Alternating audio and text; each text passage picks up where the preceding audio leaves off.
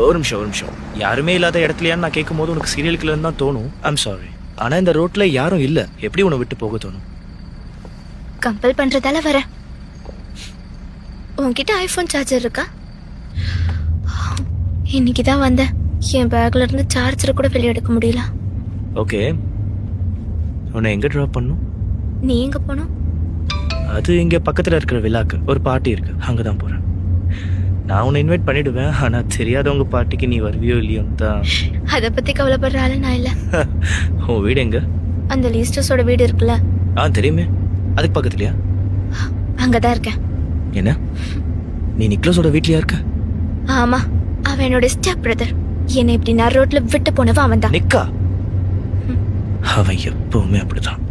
இப்பதான் எல்லாம் புரியுது ஏன் உன்னை நடு ரோட்ல விட்டு போனான்னு. நீ என்ன சொல்ற? அவனுக்கு அங்க சீக்கிரம் போகணுமே. எங்க போனோம்? நான் அவங்ககிட்ட சொன்னேன்ல, அதே